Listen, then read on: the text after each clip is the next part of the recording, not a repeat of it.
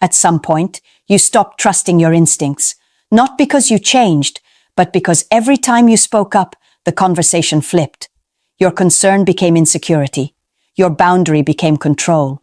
And somehow, you were always the one apologizing. That's how gaslighting works. Quiet, controlled, precise. It doesn't destroy a man all at once. It erodes him slowly, until he questions himself more than the woman in front of him. There's a psychological reason women gaslight, and there are 10 specific signs that reveal when it's happening, long before the damage feels obvious. If you've ever felt confused, small, or unsure of yourself in a relationship, this video will show you exactly what's happening and why ignoring these signs costs men far more than they realize. Gaslighting isn't an argument, it isn't a misunderstanding, and it's not two people seeing things differently. Gaslighting is a psychological maneuver designed to make you question your own perception of reality. In a healthy conflict, two people disagree about what should happen next. In gaslighting, one person quietly rewrites what already happened and convinces you that your memory, your feelings, and eventually your judgment can't be trusted. That's why so many men miss it early on. You rely on logic. You assume good intent. You tell yourself, she wouldn't do this on purpose, or maybe I'm just overreacting. And that assumption becomes the entry point. Gaslighting doesn't show up as chaos. It shows up as calm correction. Statements like, "That's not what I said," or "You're taking it the wrong way," or "You're imagining things again." Nothing dramatic, nothing aggressive. Just enough doubt planted to make you hesitate the next time your instincts speak up. And here's the critical distinction most men never make. Conflict challenges your opinion. Gaslighting challenges your confidence in having one. Over time, you stop trusting your reactions. You rehearse conversations in your head before speaking. You second-guess emotions that used to feel automatic. Not because you're unstable, but because you've been trained to doubt yourself. That's why gaslighting is so effective on capable, rational men. It doesn't attack your intelligence. It slowly disconnects you from it. And once that connection weakens, control becomes effortless. Remember this line, because everything that follows builds on it. Gaslighting doesn't attack your logic. It attacks your confidence in it. That's the foundation.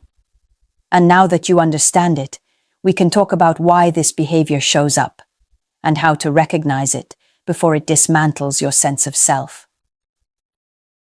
Gaslighting doesn't come out of nowhere.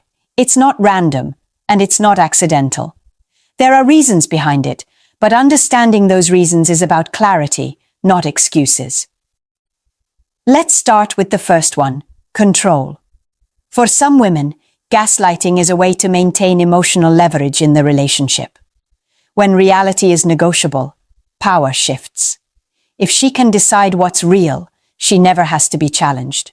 Your reactions become the issue. Your boundaries become problems. And slowly, the balance tilts in her favor.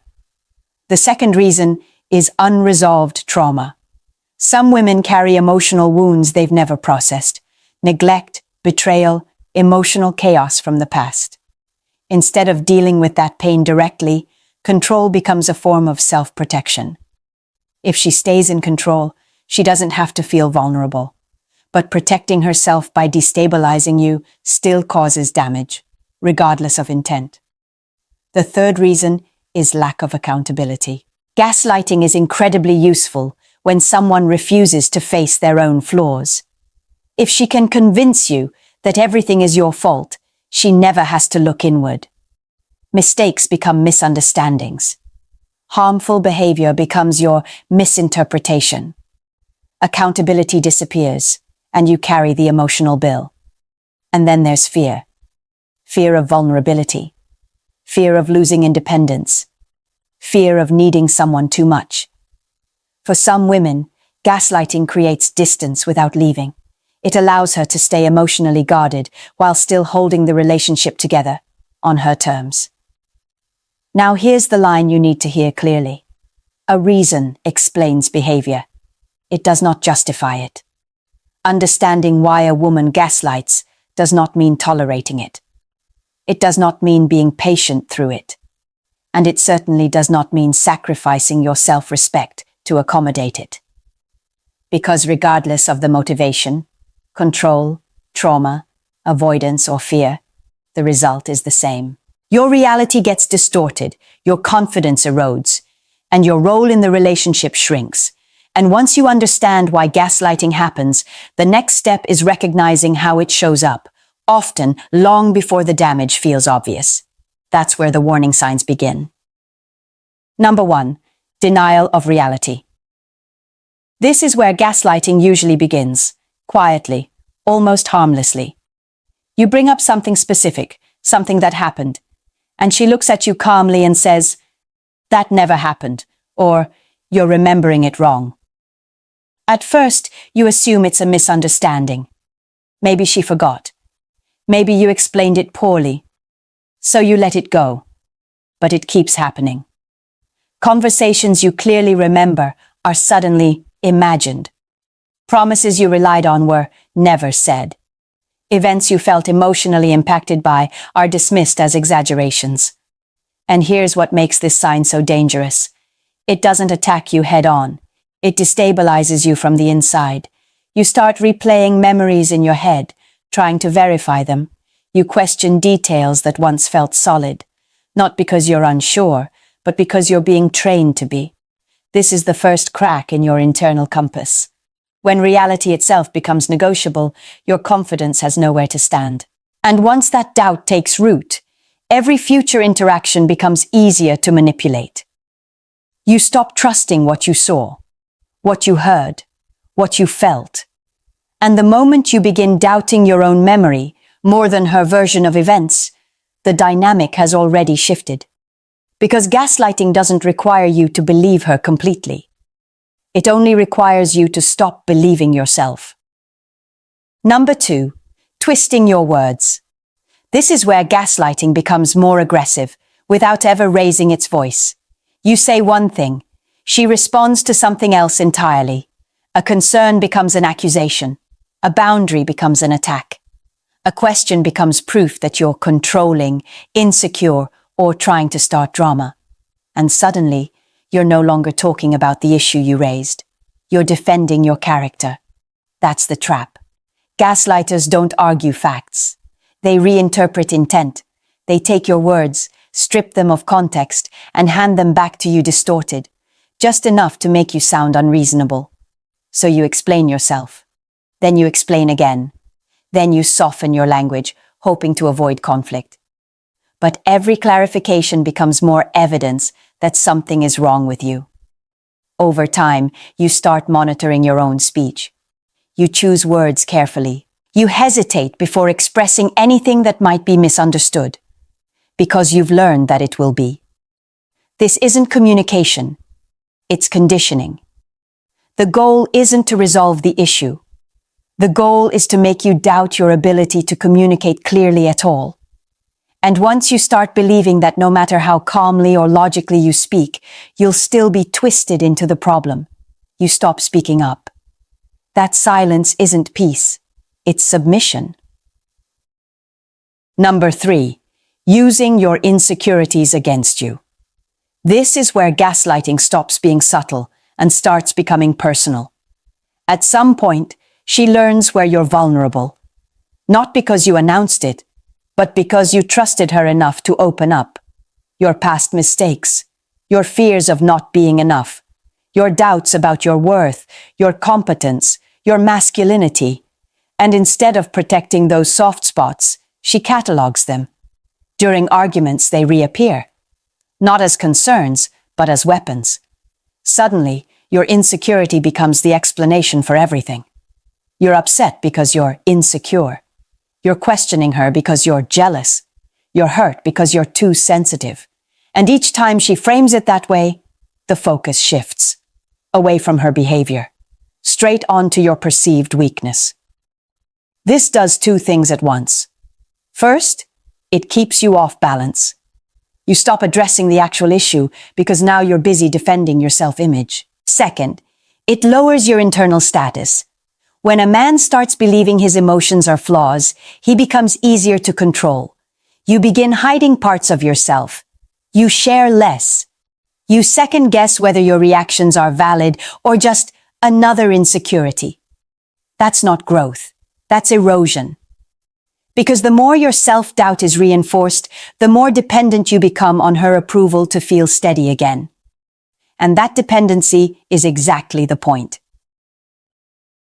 Number 4, blaming you for everything.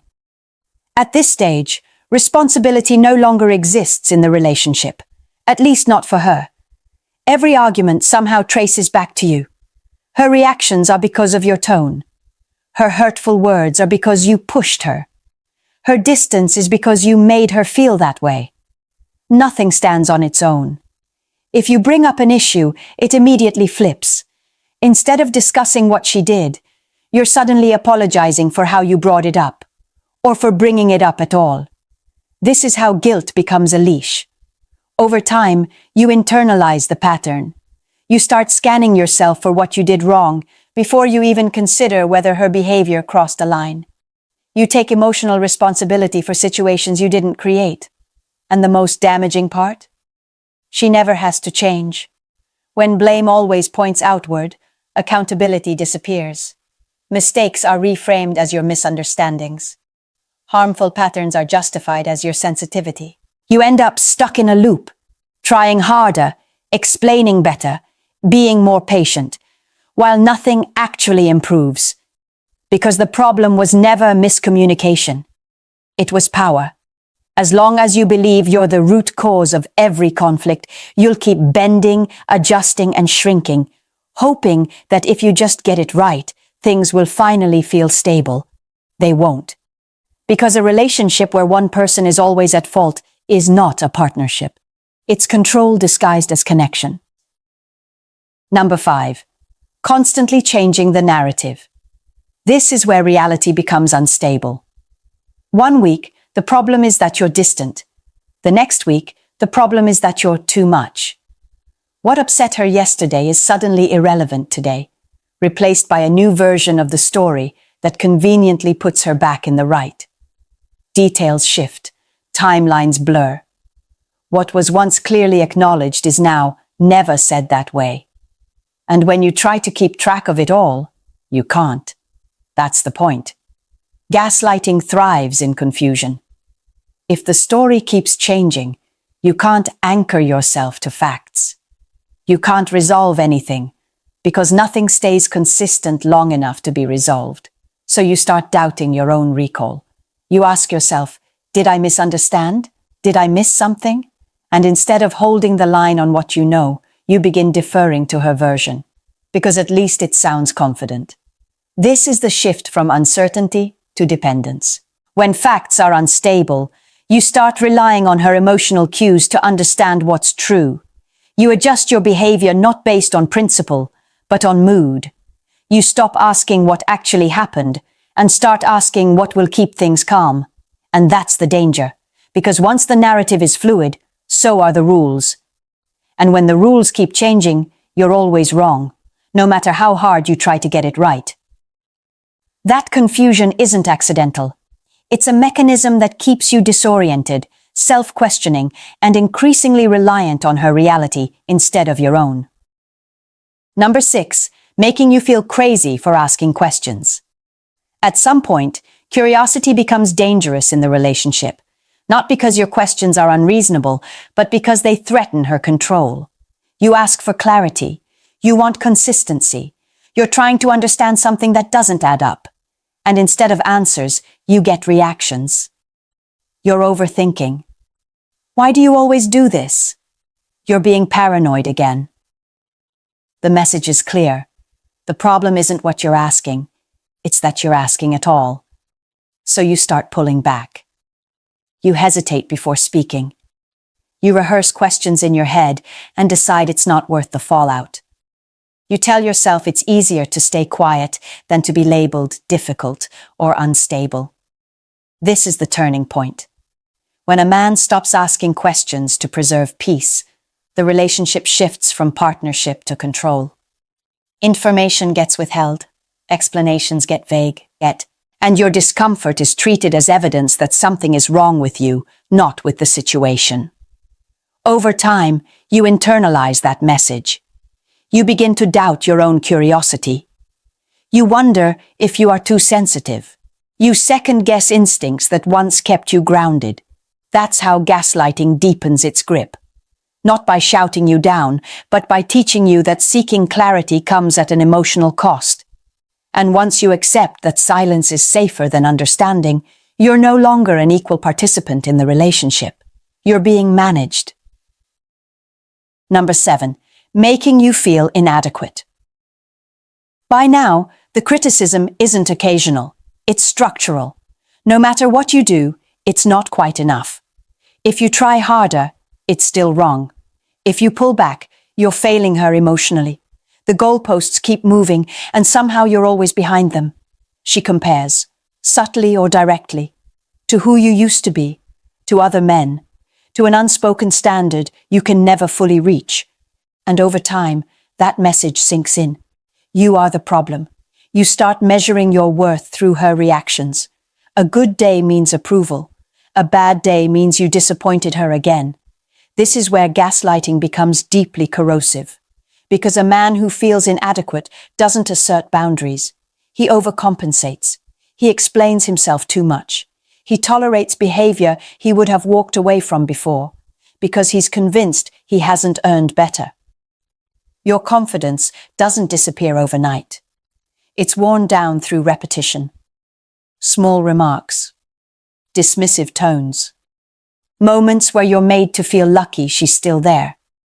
And the more your self-worth erodes, the more dependent you become on the one person who seems to control whether you feel enough or not. That dependence isn't accidental. A man who doubts his value will cling to validation wherever he can get it, even if it comes wrapped in disrespect. And once your sense of worth is no longer internal, control becomes effortless. Number 8, isolating you from others.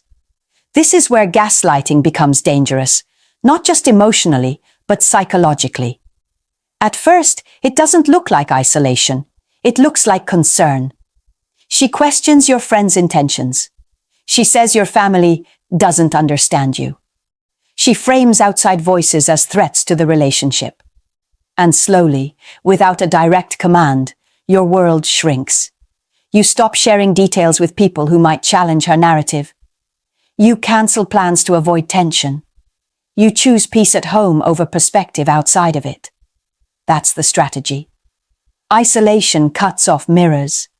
Friends and family are reflections of who you were before the confusion set in. They notice changes.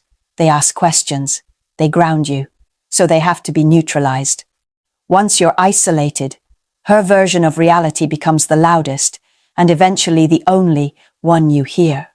You no longer have anyone reminding you that what you're experiencing isn't normal. You lose the contrast that once helped you recognize disrespect. And here's the most critical part. Isolation doesn't require forbidding contact. It only requires making connection feel unsafe. Unsafe to talk. Unsafe to explain. Unsafe to be honest. When a man loses access to outside perspective, gaslighting accelerates. There's no friction, no interruption, no reality check. That's why this sign matters more than most. Because once you're isolated, the manipulation no longer needs reinforcement. It sustains itself. And by the time you realize how alone you feel, leaving seems harder than staying. Number 9, constant belittling and criticism. At this point, criticism isn't about improvement. It's about erosion. No matter what you do, it's wrong, or at least not good enough. If you succeed, it's minimized. If you fail, it's amplified. Your choices are questioned. Your decisions are second-guessed. Your efforts are met with sighs, sarcasm, or quiet disappointment. And the message is relentless. You can't get it right. This creates a permanent state of self-monitoring. You're always on guard, always anticipating the next critique, always bracing for disapproval. That's not motivation. That's fear-based compliance. When a man is constantly criticized, He stops acting from confidence and starts acting from avoidance. He doesn't ask, "What do I want?" He asks, "What will keep me from being attacked?" And over time, that wears him down. Belittling doesn't have to be loud to be effective. Sometimes it's a tone, a look, a dismissive comment that cuts just deep enough to remind you where you stand. This keeps you small. Because a man who feels competent pushes back. A man who feels inadequate stays quiet. And when criticism becomes constant, self-trust collapses. You no longer rely on your own judgment. You wait for hers. That's the goal. Not to help you grow, but to keep you uncertain, cautious, and emotionally dependent. Because when your confidence is gone, control doesn't need force. It only needs repetition. Number 10. Withholding affection. This is the most powerful form of control and the most misunderstood. Affection doesn't disappear all at once. It's rationed. Warmth becomes conditional. Attention is given, then quietly withdrawn. Love feels like something you have to earn back. If you comply, things feel better. If you push back, the distance returns. And your nervous system learns the pattern before your mind does. You start associating peace with obedience, closeness with silence, connection with self-erasure. This is not emotional distance. It's emotional leverage. Withholding affection creates anxiety, and anxiety makes people compliant. You replay conversations, wondering what you did wrong. You adjust your behavior, hoping to restore closeness. You take responsibility for emotional gaps you didn't create.